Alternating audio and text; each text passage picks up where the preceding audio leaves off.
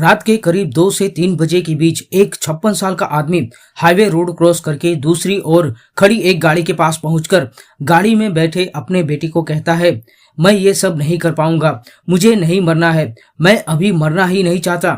तभी बेटा तुरंत अपनी माँ को फोन लगाता है और कहता है, मम्मी पापा मरने से मना कर रहे हैं।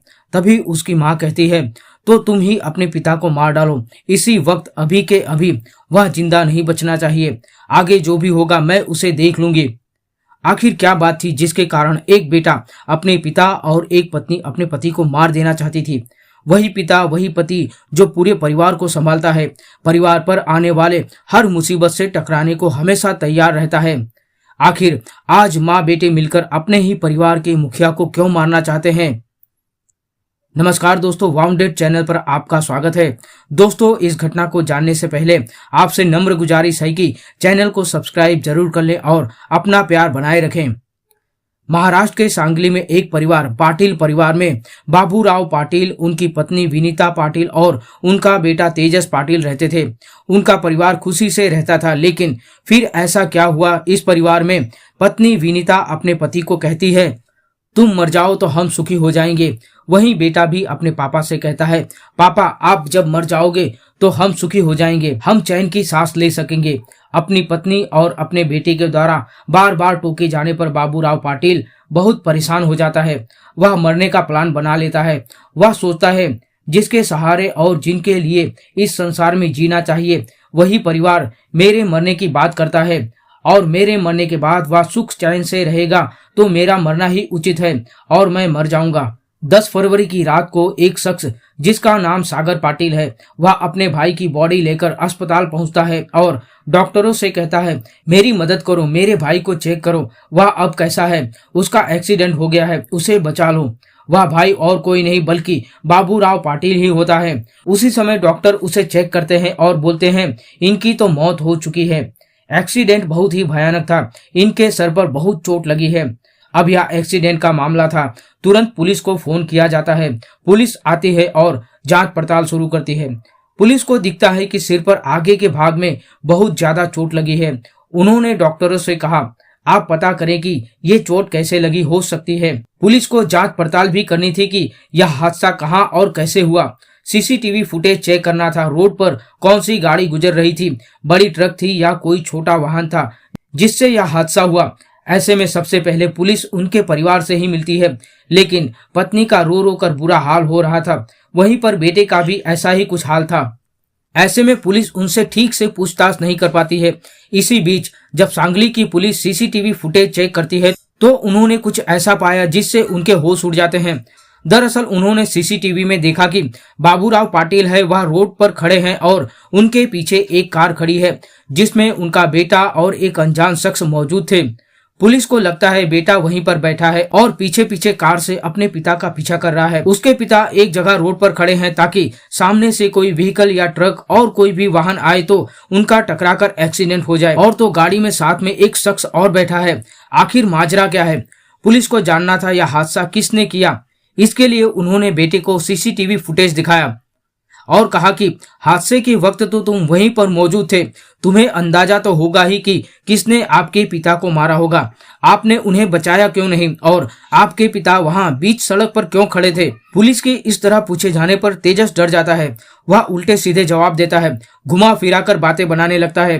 पुलिस पूछती है कि हमने देखा है कि आपके बगल में एक शख्स और बैठा है, आखिर वह कौन है? तब तेजस कहता है कि वो मेरे पड़ोसी हैं जिनका नाम भीमराव है, जिससे वह भी शंका के दायरे में आ जाता है। पुलिस इनसे भी पूछपरछ करती है तो वह भी बातों को घुमा फिरा कर बात करते हैं। वे कहते हैं कि हम लोग सुबह मॉर्निंग वॉक पर गए हुए थे। पुलिस ने पूछा कि आप लोग हाईवे पर मॉर्निंग वॉक पर गए हुए थे और वो भी रात को 2 से 3 बजे के बीच। इनकी गोल गोल बातों से पुलिस को शंका हो जाती है कि यह एक्सीडेंट नहीं बल्कि हत्या है। पुलिस 2 से 3 बजे के बीच जब आसपास की जगह को भी चेक करती है कि उस वक्त कोई ट्रक, गाड़ी या कोई कार तो नहीं गुजरी जो बाबूराव से टकराई हो और उन्हें कुचल दिया गया हो, लेकिन ऐसा कुछ भी नहीं पाया जाता है। अब पुलिस का पूरा शक बेटे पर, पड़ोसी पर और पत्नी पर जाता है और इन तीनों को बुलाया जाता है। पुलिस इन तीनों को अलग अलग बैठाती है और पूछताछ करती है, लेकिन तीनों ही पुलिस को अलग अलग कहानी सुनाते हैं। अब पुलिस वालों को लगता है कि ऐसे काम नहीं बनेगा। तभी पुलिस एक चाल चलती है और बाबूराव की पत्नी को कहती है कि हमें आपके बेटे ने सब कुछ बता दिया है, उसने सब कुछ कबूल कर लिया है कि कैसे कैसे बाबूराव की हत्या की गई थी। ठीक उसी तरह ही उनके बेटे तेजस को भी कहा जाता है कि आपकी माँ ने हमें सारी चीजें बता दी हैं, सब कुछ कबूल कर लिया है। और वैसे ही पड़ोसी को भी कहा जाता है कि उन दोनों ने सब सच उगल दिया है कि आप भी उनके साथ हत्या में शामिल थे। पुलिस ने ऐसे ही अंधेरे में तीर चलाया था, लेकिन तीर सही निशाने पर लगता है। तब जाकर पुलिस के सामने बेहद चौंकाने वाली कहानी सामने आती है कि कैसे एक माँ और बेटे ने पड़ोसी के साथ मिलकर अपने ही पालनहार को खत्म कर दिया है। एक माँ अपने पति की हत्या कर देती है, एक बेटा अपने पिता की हत्या कर देता है, सिर्फ और सिर्फ 1 करोड़ रुपए और कर्जे से उबरने के लिए। पुलिस जब इनसे पूछती है तो पूरी कहानी इस प्रकार की थी कि दरअसल बाबूराव एक किसान थे, उनके ऊपर 50 लाख का कर्ज था और तो और उन्होंने कुछ प्रॉपर्टीज पर भी लोन ले रखे थे। इसके साथ ही उन्होंने अपना इंश्योरेंस भी करा रखा था। उनके 4 इंश्योरेंस थे, उनमें से इनका 1 करोड़ का बीमा था, बाकी और कुछ रुपयों के थे। अब उनके घर लेनदार पैसे मांगने आने लगे। उन पर बैंक की तरह से भी नोटिस आया था कि घर खाली कर दो। तो इस तरह बहुत सी चीजें उनके साथ होने लगी। लेनदार आने लगे, लोन वाले लोन के पैसे मांगने आने लगे थे। अब ये लोग उसे पूरा नहीं कर पा रहे थे। ऐसे में बाबूराव की पत्नी ने बाबूराव से कहा कि तुम्हारे ऊपर बीमा है और हमें 50 लाख देने हैं, 1 करोड़ का बीमा है, इसके अलावा और भी बीमे हैं। तो ऐसा करो कि तुम मर जाओ, कुछ ऐसी व्यवस्था करो कि तुम्हारी मौत हो जाए और ये बीमे के पैसे हमें ही मिल जाए। हम लेनदारों को पैसे चुकाकर चैन से और आराम से रह सके, कम से कम मैं और मेरा बेटा। वहीं पर जब बेटा ये सारी बातें सुनता है तो वह भी पिता से कहता है कि माँ बिल्कुल सही कह रही है, आपको मरना ही पड़ेगा। आप चाहो तो जहर खा लो या कहीं पर जाकर अपना एक्सीडेंट करवा लो। इस तरह की बहुत सी चीजें उन्हें कही जाती है। बाबूराव ऐसा करने से मना करते हैं, लेकिन पत्नी और बेटे के बार बार टोकने पर बाबूराव मान लेते हैं कि मुझे इन लोगों के लिए अपने आप को मारना ही होगा। और इसलिए पूरी तैयारी के साथ 10 फरवरी को अपने बेटे के साथ उसी कार में बैठकर वे हाईवे पर जाते हैं। और रात में 2 से 3 बजे के बीच जब वे रोड पर खड़े होते हैं तो उन्हें लगता है कि मुझे मरना नहीं चाहिए, मुझे ऐसा कदापि नहीं करना चाहिए। उनका मन नहीं मानता, उन्हें लगता है मैं उनके लिए क्यों मरूं जिन्हें मेरी कुछ फिक्र ही ना रही हो। वो अपने बेटे के पास आकर मरने से मना कर देते हैं। तभी बेटा अपनी माँ विनीता पाटिल को फोन मिलाता है और कहता है, मम्मी पापा मरने से मना कर रहे हैं, वो अपना एक्सीडेंट नहीं करवाएंगे, वो ऐसा कुछ भी नहीं करेंगे जिससे उनकी मौत हो जाए। तभी बीवी गुस्से में आ जाती है और वो अपने बेटे को ऑर्डर करती है कि तुम खुद ही अपने पापा को मार डालो। इसके बाद पड़ोसी और बेटा दोनों गाड़ी से बाहर निकलते हैं। अपने पापा को वो खींचकर हाईवे पर ले जाता है और गुस्से से उनका सर एक डिवाइडर से टकरा देता है। बहुत ही बुरी तरह से उनके सर पर प्रहार करता है, उनके सर को जमीन पर पटकता है।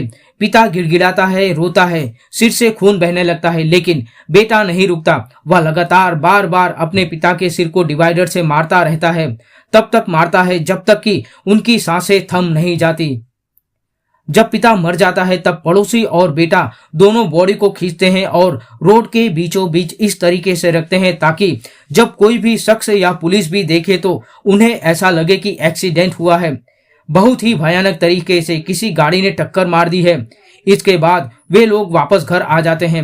घर आने के बाद बेटा अपने चाचा को फोन करता है और कहता है कि अभी अभी किसी का फोन आया था, उसने बताया कि पिता की बॉडी हाईवे पर पड़ी है, किसी ने उन्हें टक्कर मारकर एक्सीडेंट कर दिया है। और चाचा के साथ बेटा वहां उस जगह पहुंचता है जहां पिता की लाश है और वे लोग वहां से बॉडी लेकर अस्पताल पहुंचते हैं। और इस तरह ये लोग पूरी प्लानिंग के साथ पुलिस और परिवार वालों को गुमराह बना रहे थे। लेकिन पुलिस जब सीसीटीवी फुटेज और इनकी मोबाइल की कॉल डिटेल चेक करती है कि रात को 2 से 3 बजे बेटा अपनी माँ से बात कर रहा है, पुलिस को शक जाता है और इन्हें पकड़ती है। और पूछताछ के दौरान ये लोग अपना गुनाह कबूल करते हैं कि ये सब उन्होंने पैसों के लिए ही किया था। पिता के मरने के बाद बीमे के पैसे इन्हें मिल जाएं और ये लोग ऐशो आराम से जी सके। दोस्तों, घर का मुखिया, एक पिता, एक पति जिसने अपने परिवार के लिए क्या कुछ नहीं किया होगा, लेकिन उसे क्या पता था कि एक दिन उसकी जीवन संगिनी, उसकी पत्नी और उसका खुद का खून, उसका बेटा, उसका ही काल बन जाएंगे। दोस्तों, इस घटना और कहानी पर आपकी क्या राय है कमेंट में जरूर बताएं। साथ ही चैनल को सब्सक्राइब जरूर कीजिएगा। मिलते हैं फिर अगली वीडियो में।